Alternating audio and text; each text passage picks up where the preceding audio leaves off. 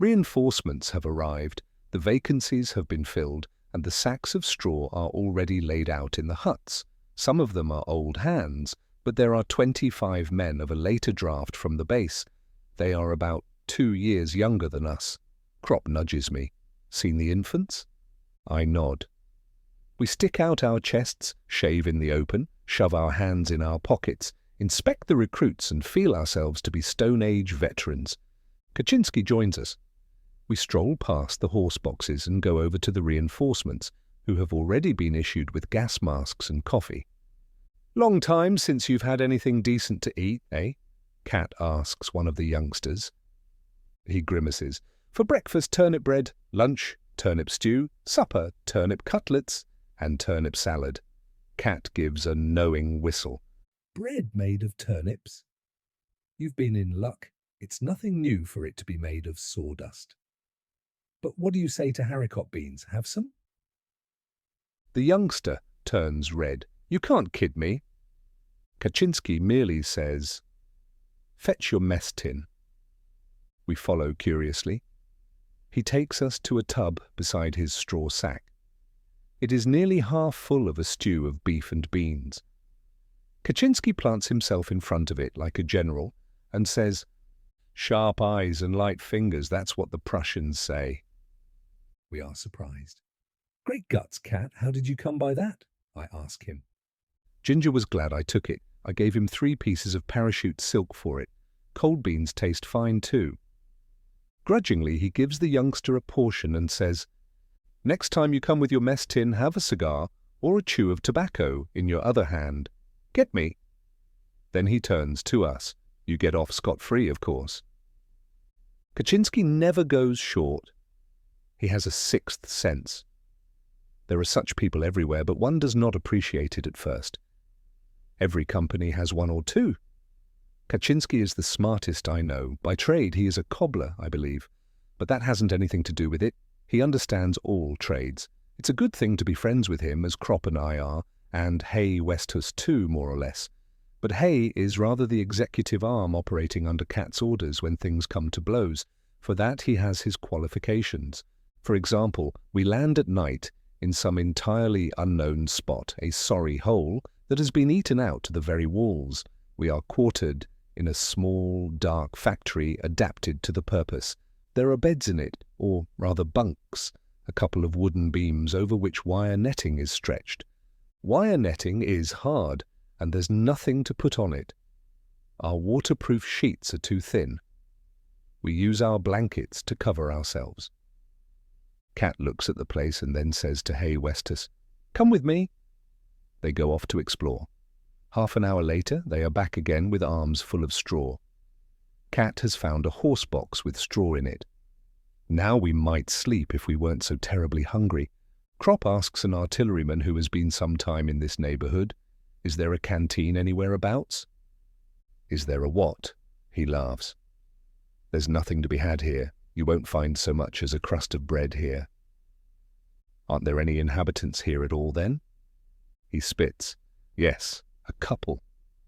But they mostly loaf round the cookhouse and beg." "That's a bad business. Then we'll have to pull in our belts and wait till the rations come up in the morning." But I see Kat has put on his cap. "Where to, Kat?" I ask. "Just to explore the place a bit." He strolls off. The artilleryman grins scornfully. Let him explore. But don't be too hopeful about it. Disappointed, we lie down and consider whether we couldn't have a go at the iron rations, but it's too risky, so we try to get a wink of sleep. Crop divides a cigarette and hands me half. Chaden gives an account of his national dish, broad beans and bacon. He despises it when not flavoured with bog myrtle, and for God's sake let it all be cooked together, not the potatoes, the beans, and the bacon, separately. Someone growls that he will pound Chaden into bog myrtle if he doesn't shut up. Then all becomes quiet in the big room, only the candles flickering from the necks of a couple of bottles and the artilleryman spitting every now and then. We stir a bit as the door opens and Kat appears. I think I must be dreaming. He has 2 loaves of bread under his arm, and a blood-stained sandbag full of horse flesh in his hand. The artilleryman's pipe drops from his mouth. He feels the bread. "Real bread, by God, and still hot too!" Cat gives no explanation. He has the bread, the rest doesn't matter. I'm sure that if he were planted down in the middle of the desert, in half an hour he would have gathered together a supper of roast meat, dates, and wine. "Cut some wood," he says curtly to Hay. Then he hauls out a frying pan from under his coat and a handful of salt as well as a lump of fat from his pocket. He has thought of everything. Hay makes a fire on the floor. It lights up the empty room of the factory. We climb out of bed. The artilleryman hesitates. He wonders whether to praise Cat and so perhaps gain a little for himself. But Kaczynski doesn't even see him. He might as well be thin air. He goes off, cursing. Cat knows the way to roast horseflesh so that it's tender. It shouldn't be put straight into the pan. That makes it tough. It should be boiled first in a little water. With our knives, we squat round in a circle and fill our bellies. That is Cat. If for but 1 hour in a year something eatable were to be had in some one place only, within that hour, as if moved by a vision, he would put on his cap, go out, and walk directly there, as though following a compass, and find it. He finds everything, if it is cold, a small stove, and wood, hay and straw, a table and chairs, but above all, food. It is uncanny. One would think he conjured it out of the air. His masterpiece was 4 boxes of lobsters. Admittedly, we would rather have had a good beef steak. But we have settled ourselves on the sunny side of the hut.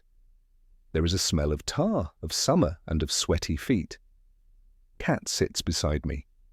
He wants to talk. Today we have been practicing saluting because Tjaden failed to salute a major. Cat can't get it out of his head. "You see, we are losing the war because we can salute too well," he says. Krop stalks up, with his breeches rolled up and his feet bare. He lays out his washed socks to dry on the grass. Cat turns his eyes to heaven, lets off a mighty fart, and says apologetically, "Every little bean must be heard as well as seen." The two begin to argue. At the same time, they lay a bottle of beer on the result of an air fight that's going on above us. Kaczynski won't budge from the opinion, which as an old front hog, he rhymes, "Give 'em all the same grub and all the same pay, and the war would be over and done in a day." Krop, on the other hand, is a thinker. He proposes that a declaration of war should be a kind of popular festival, with entrance tickets and bands like a bullfight. Then, in the arena, the ministers and generals of the two countries, dressed in bathing drawers and armed with clubs, can have it out among themselves. Whoever survives, his country wins. That would be much simpler and more just than this arrangement, where the wrong people do the fighting. The subject is dropped, then the conversation turns to drill. A picture comes before me. Burning midday in the barrack yard. The heat hangs over the square. The barracks are deserted. Everything sleeps. All one hears is the drummers practicing. They have installed themselves anywhere and practice brokenly, dully, monotonously. What a concord! Midday heat, barrack square, and drummers beating. The windows of the barracks are empty and dark. From some of them, trousers are hanging to dry. The rooms are cool, and one looks toward them longingly. Oh, dark, musty platoon huts with the iron bedsteads, the checkered bedding, the lockers and the stools. Even you can become the object of desire. Out here, you have a faint resemblance to home, your rooms full of the smell of stale food, sleep, smoke and clothes. Kaczynski paints it all in lively colours. What would we not give to be able to go back to it? But we must not pursue that line of thought any further. Those early morning hours of instruction. What are the parts of the 98 rifle? The midday hours of physical training. Pianist, forward, by the right, quick march, report to the cookhouse for potato peeling. We indulge in reminiscences.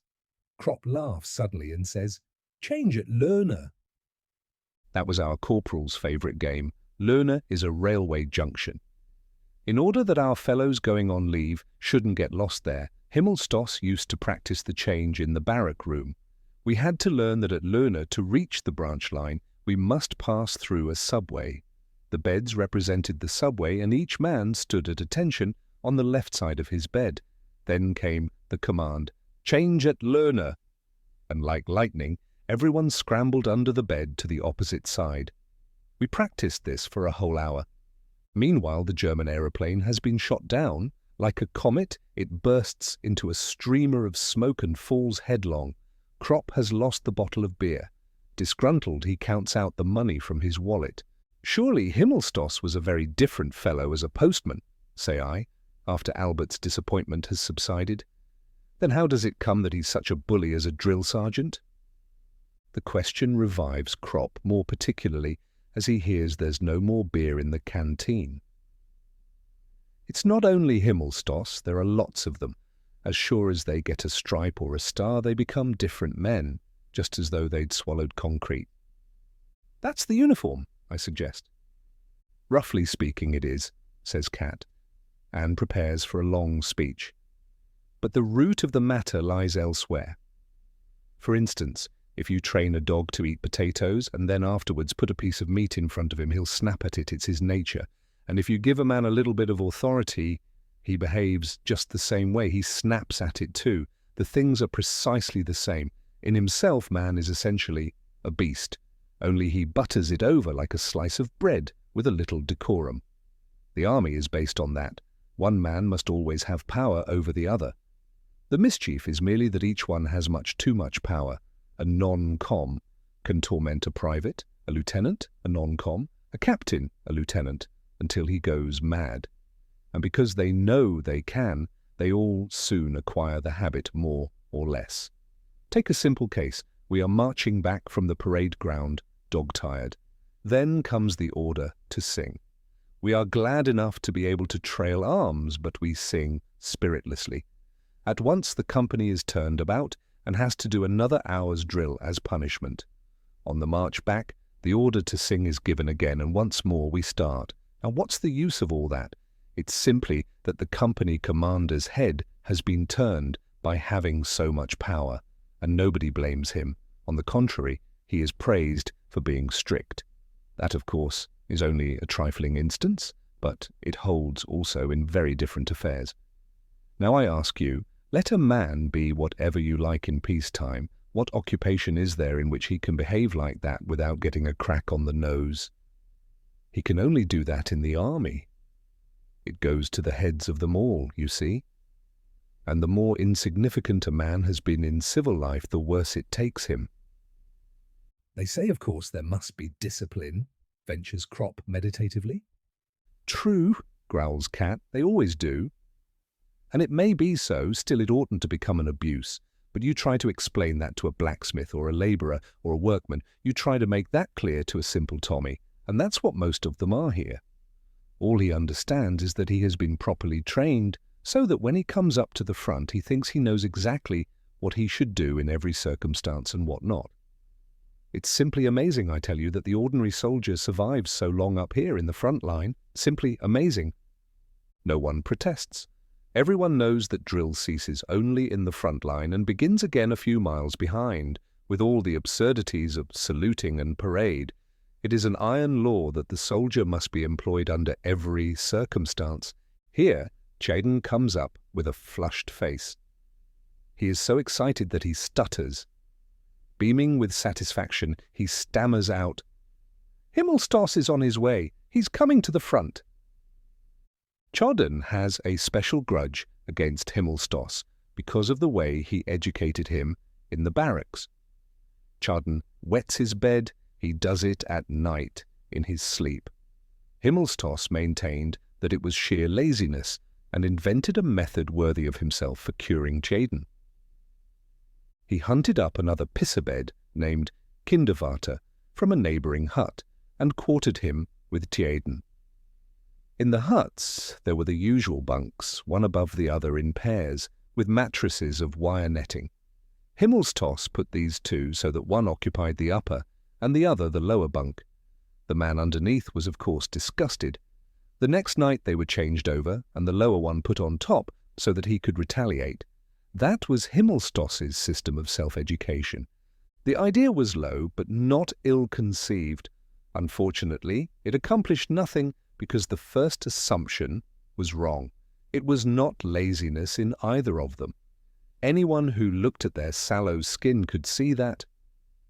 The matter ended in one of them always sleeping on the floor, where he frequently caught cold. Meanwhile, Hay sits down beside us. He winks at me and rubs his paws thoughtfully. We once spent the finest day of our army life together, the day before we left for the front. We had been allotted to one of the recently formed regiments, but were first to be sent back for equipment to the garrison, not to the reinforcement depot, of course, but to another barracks. We were due to leave next morning early. In the evening we prepared ourselves to square accounts with Himmelstoss. We had sworn for weeks past to do this. Kropp had even gone so far as to propose entering the postal service in peacetime in order to be Himmelstoss's superior when he became a postman again. He revelled in the thought of how he would grind him. It was this that made it impossible for him to crush us altogether. We always reckoned that later, at the end of the war, we would have our revenge on him. In the meantime, we decided to give him a good hiding. What could he do to us anyhow if he didn't recognize us and we left early the next morning? We knew which pub he used to visit every evening. Returning to the barracks, he had to go along a dark, uninhabited road. There we waited for him behind a pile of stones. I had a bed cover with me. We trembled with suspense, hoping he would be alone. At last we heard his footstep, which we recognized easily. So often had we heard it in the mornings as the door flew open and he bawled, "Get up!"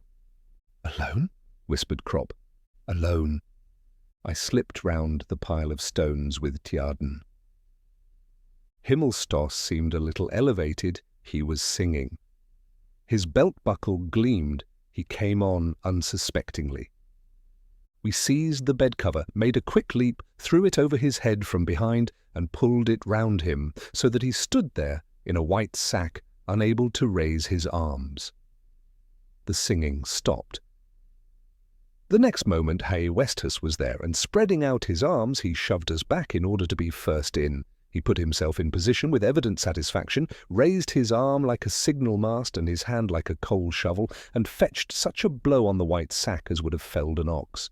Himmelstoss was thrown down. He rolled 5 yards and started to yell. But we were prepared for that and had brought a cushion. Hay squatted down, laid the cushion on his knees, felt where Himmelstoss's head was, and pressed it down on the pillow. Immediately his voice was muffled. Hay let him get a gasp of air every so often when he would give a mighty yell that was immediately hushed. Tjaden unbuttoned Himmelstoss's braces and pulled down his trousers, holding the whip meantime in his teeth. Then he stood up and set to work. It was a wonderful picture, Himmelstoss on the ground, Hay bending over him with a fiendish grin and his mouth open with bloodlust, Himmelstoss's head on his knees, then the convulsed, striped drawers, the knock-knees executing at every blow most original movements in the lowered breeches, and towering over them like a woodcutter, the indefatigable Tjaden. In the end, we had to drag him away to get our turn. Finally, Hay stood Himmelstoss on his feet again and gave one last personal remonstrance. As he stretched out his right arm preparatory to giving him a box on the ear, he looked as if he were going to reach down a star. Himmelstoss staggered. Hay stood him up again, made ready, and fetched him a second well-aimed beauty with the left hand. Himmelstoss yelled and fell down on all fours, cursing. His striped postman's backside gleamed in the moonlight. We disappeared at full speed. Hay looked round once again and said wrathfully, satisfied and rather mysteriously, "Revenge is black pudding." Himmelstoss ought to have been pleased. His saying that we should each educate one another had borne fruit for himself. We had become successful students of his method. He never discovered whom he had to thank for the business, At any rate, he scored a bed cover out of it, for when we returned a few hours later to look for it, it was no longer to be found. That evening's work made us more or less content to leave next morning, and an old buffer was pleased to describe us as young heroes.